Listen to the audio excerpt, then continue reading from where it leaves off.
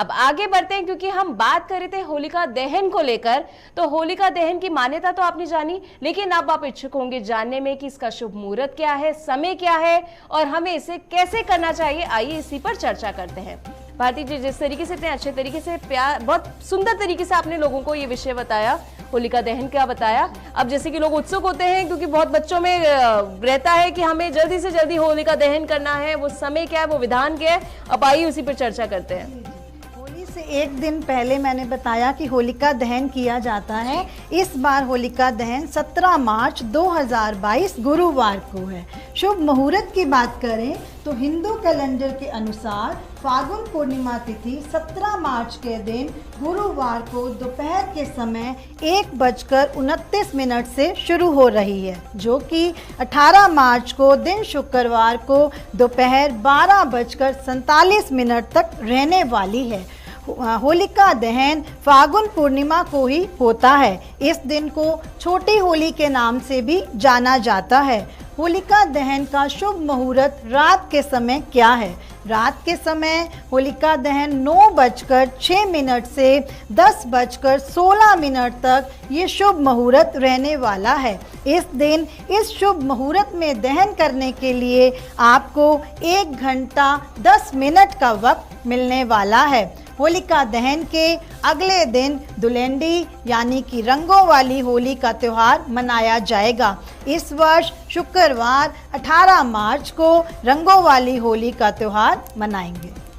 तो आपने जाना किस तरीके से 17 मार्च को जो है होलिका दहन का पर्व मनाया जाएगा, और समय भी आपको भारती जी ने बताया कि इस समय में आप इस पूजा विधि को कर सकते हैं। और साथ ही साथ जो होली है, मेन जो पर्व है, वो 18 मार्च को खेली जाएगी, रंगों वाली होली जिसे हम कहते हैं। तो आप भी जो है अपने परिवार के साथ, परिजनों के साथ ये रंगों वाली होली खेल सकते हैं अच्छे तरीके से।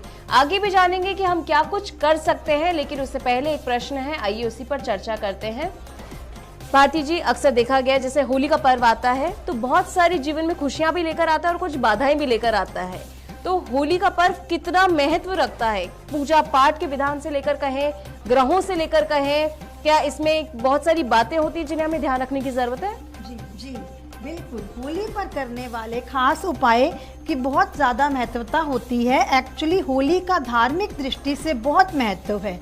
वर्ष भर में आने वाली त्रिरात्रियों में से होली की रात्रि भी ऐसी है जिसमें किए गए सभी धार्मिक अनुष्ठान, मंत्र जाप और पाठ आदि का फल हमें अवश्य ही प्राप्त होता है। इसीलिए इस दिन की इतनी महानता रहती है। जी, इसलिए इस दिन की इतनी महत्वता रहती है, क्योंकि इस दिन जो भी आप जप करते हैं, अनुष्ठान करते हैं, और जो भी जिस तरीके से विधि विधान से आप पूजा पाठ करते हैं, उसका कहीं ना कहीं फल आपको जरूर प्राप्त होता है।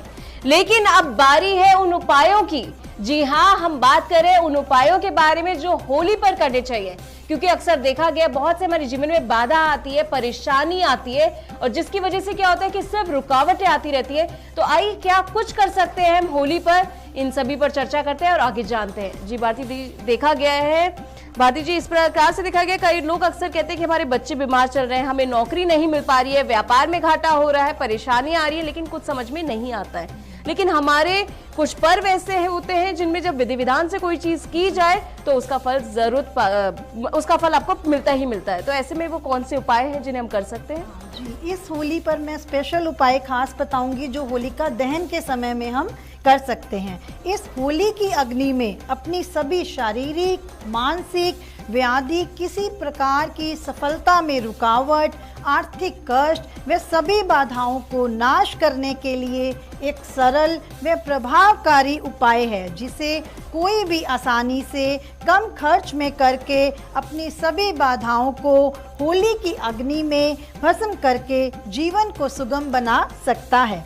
सबसे पहले बात करते हैं कि इस उपाय को करते समय क्या सावधानी बरतनी चाहिए। जी, इस उपाय को करते समय सबसे ज़्यादा हमें शुद्धता व पवित्रता का विशेष ध्यान रखना है। गोपनीयता भी इस उपाय की सफलता के लिए अति आवश्यक है। उपाय की विधि की ओर चलते हैं। इसके लिए होलिका दहन के पूर्व स्नान कर शुद्ध स्वच्छ वस्त्र धारण कर एक श्रीफल लें। अपने व अपने परिवार के सदस्यों के ऊपर से 7 बार घड़ी की सुई की दिशा में उतारें। यदि किसी सदस्य को अधिक परेशानी है तो उनके लिए आप अलग से श्रीफल ले सकते हैं।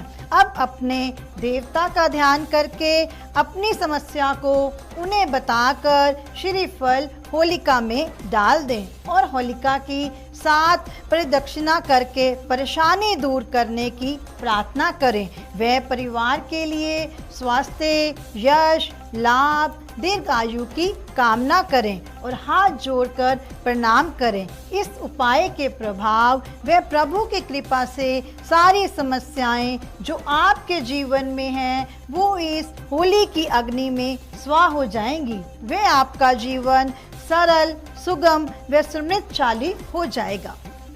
चलिए, आपका जीवन जो है वो सरल, सुगम और अच्छा हो जाएगा, बेहतर हो जाएगा। लेकिन जो बातें आपको भारती जी ने बताई उन बातों का ध्यान रखें, विशेष तौर पर ध्यान रखें, क्योंकि स्वच्छता की बात बताइए, शुद्धता की बात बताइए, और जब आप पवित्र मन से अपने ईश्वर का, अपने देवताओं का स्मरण करते हैं तो वो सभी शक्तियां मिल जाती है आपस में आपको सफल बनाने के लिए। तो ये सभी बातें आप ध्यान रखिएगा इस होली के पर्व पर।